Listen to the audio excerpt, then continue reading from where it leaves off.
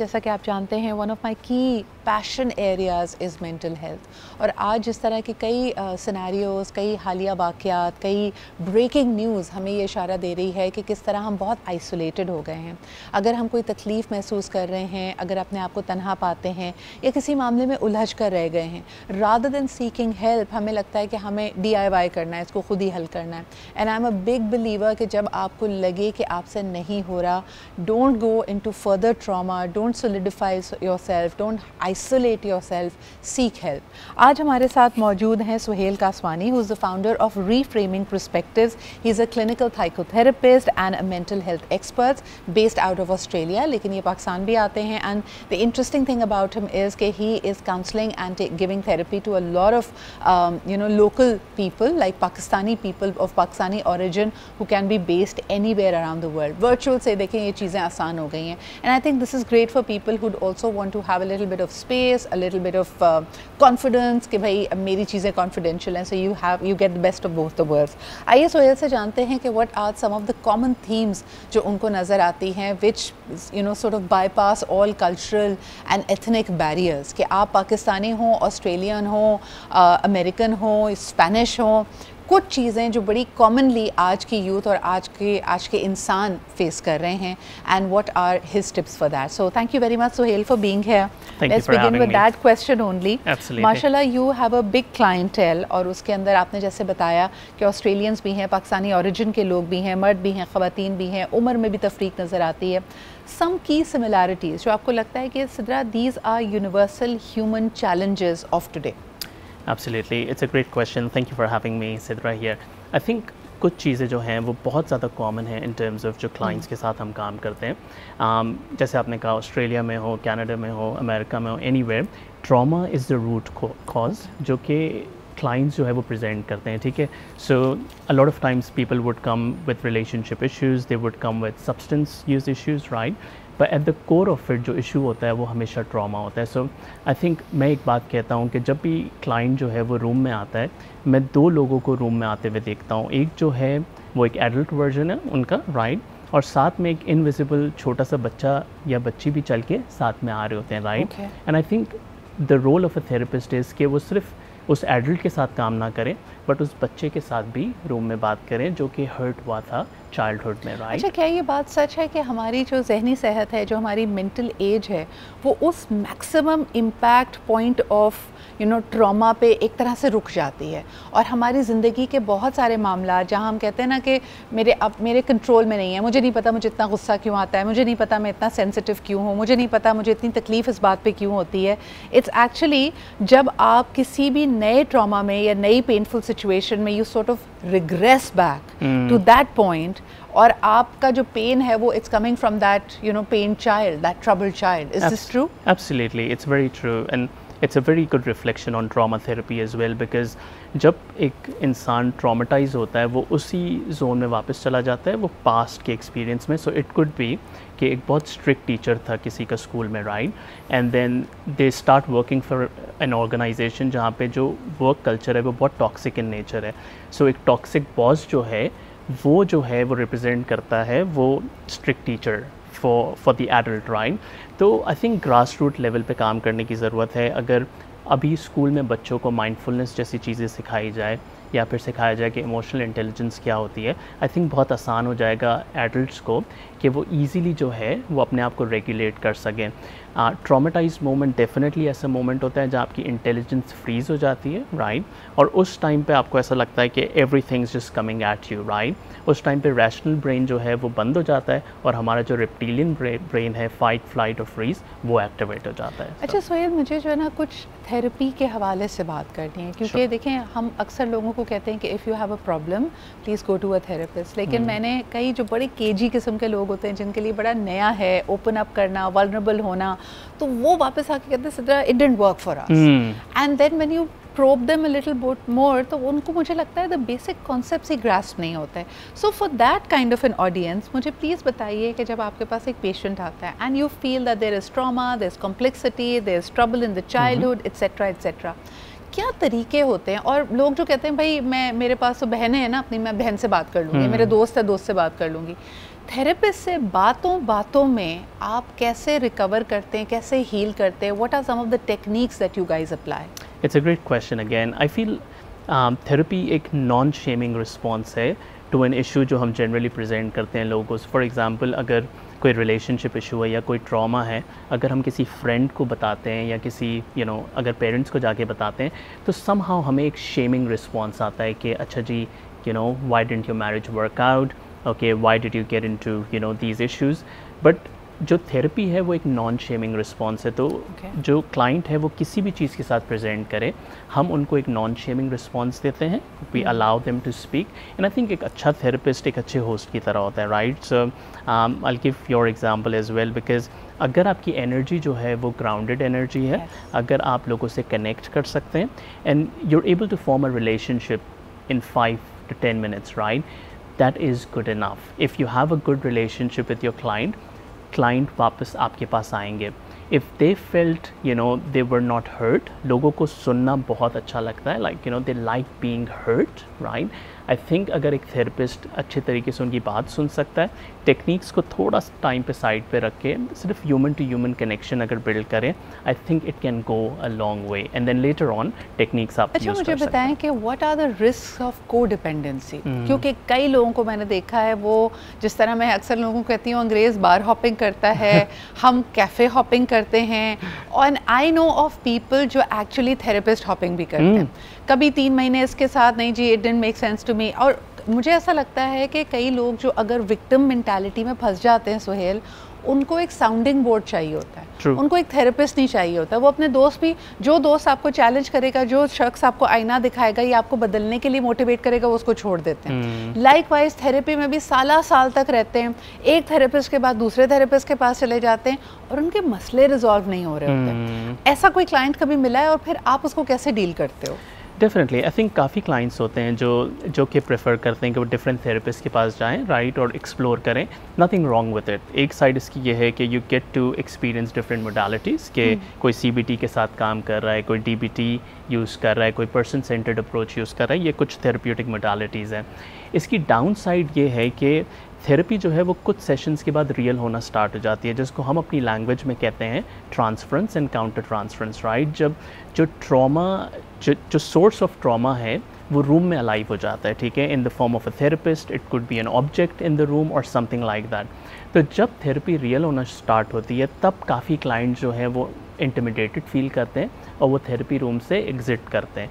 So generally जब मेरे friends मुझसे एडवाइस लेने की कोशिश करते हैं, सबसे पहले तो मैं प्रोफेशनल बाउंड्री ड्रॉ करता हूँ, बट आई टेल देम कि अगर उन्होंने एक थेरेपिस्ट के साथ काम करना स्टार्ट किया है, at least stay with them for some time, right? इतनी जल्दी कंक्लूजन्स ड्रॉ ना करें।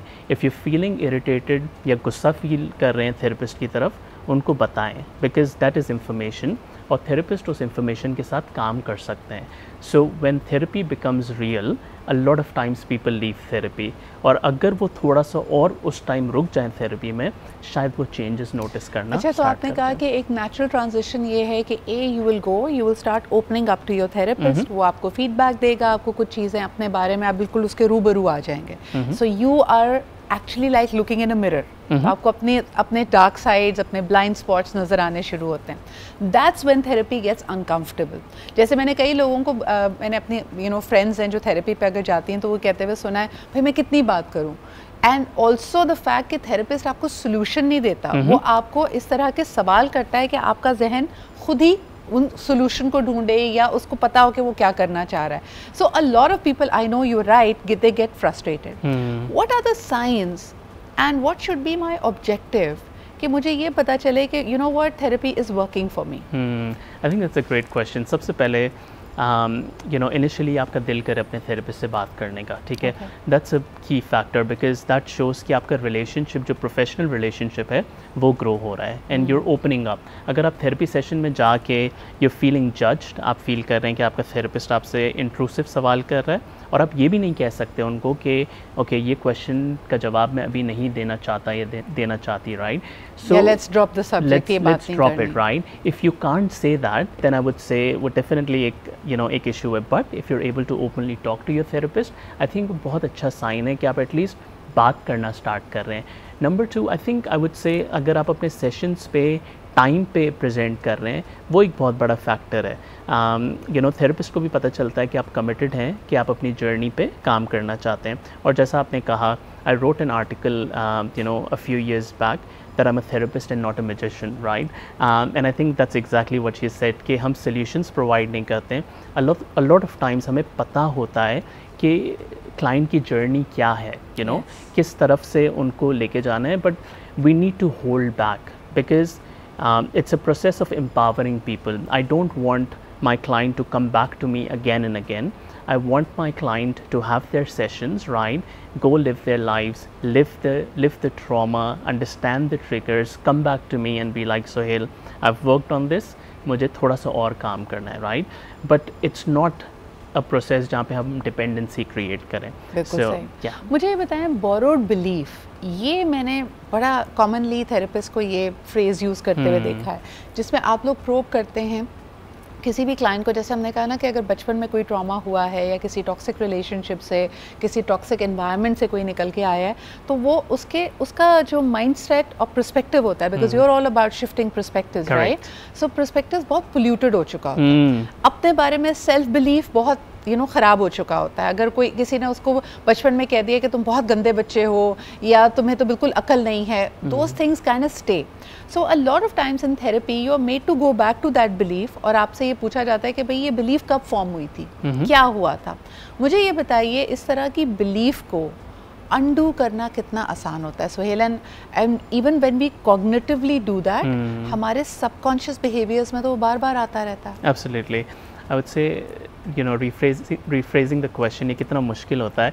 I would say as a therapist, it is a difficult job. काफ़ी टाइम लगता है, काफ़ी एफर्ट लगता है। A lot of times आप चेंज देख लेते हैं, but then you lapse into the same behavior or same pattern, and that's okay. अगर आप एक qualified, एक licensed therapist के पास जाते हैं, they'll be able to hold that space for you. अगर आप उस पिट होल में वापस चले भी जाते हैं, it's perfectly fine, right? It's very human for you to go back to your patterns. So to be very honest, it's very difficult to break a pattern, but I would say it is possible, right? So वो hope जो है वो हमेशा alive रहती है, right? And I've seen people changing, and I've seen a few people transforming, right? So definitely there is hope for change, I would say. Amazing.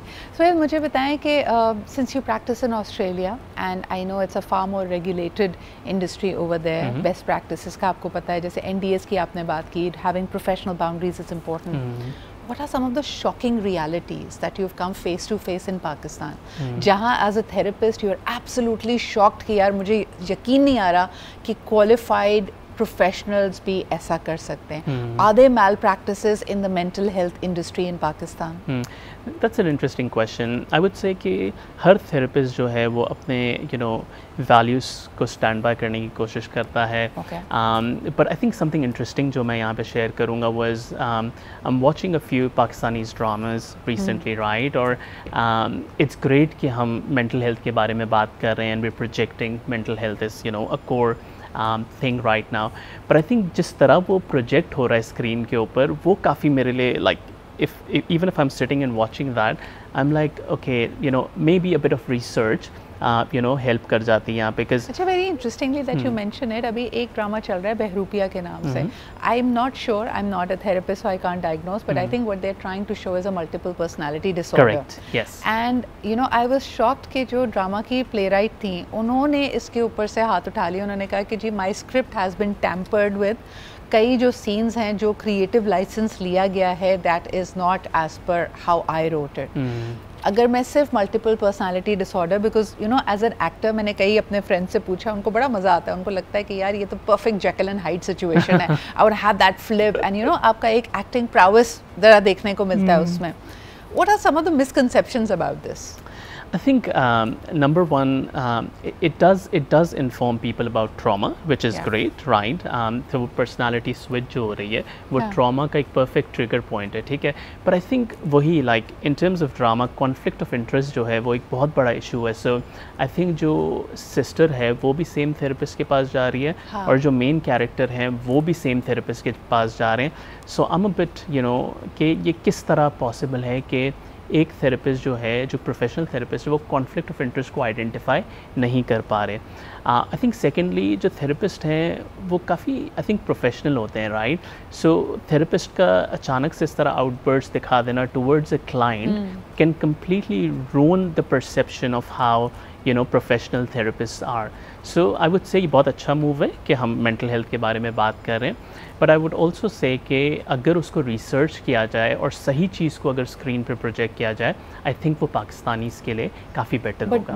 But the disorder itself, क्योंकि मैं अक्सर हैरान होती हूँ कि जिनकी मल्टीपल पर्सनालिटीज़ होती हैं, क्या वो विजुअली आपको इस तरह का क्यू देते हैं कि उनको झुरझुरी आती है और उसके बाद उनकी आवाज़ बदलती है और दे अनाउंस के I am now a different character? Does that happen? I think it depends. So I've worked with some clients जो काफ़ी trauma उन्होंने experience किया है, and I think difference ये होता है कि वो room के अंदर उनको कभी कभार voices वो सुनते हैं, right, and they would attend to figures in the room. Sometimes it can be that intense, but I think of course in terms of drama वो उसको ड्रामा की तरह लाइसेंस लिया उन्होंने, ड्रामाटाइज भी किया. अच्छा, एक मैंने इसी तरह की खातून का, again Caucasian lady, I don't know what her origin was, उनका इंटरव्यू देखा था and she actually identified that she has more than 7 personalities. And then she was able to tell us about each one of them, and you could really see, and she was not a professional actor, so you could sense the different nuances, but that is one of the different things. इस तरह की चीज़ें attract करती है. But you're absolutely right, एक ऐसा मुल्क, एक ऐसी society जहाँ पे mental health issues suppress किए जाते हैं, बात नहीं की जाती, stigmatized समझे जाते हैं, जहनी अमराज या emotional problems को हम पागलपन से तशबीह देते हैं, वहाँ पे accurate representation, visualizations, कहानियाँ और information तक का लोगों तक पहुंचना बहुत अहम है. Thank you so much, Suhail, for being here, and we wish you all the best with your practice and with your clientele.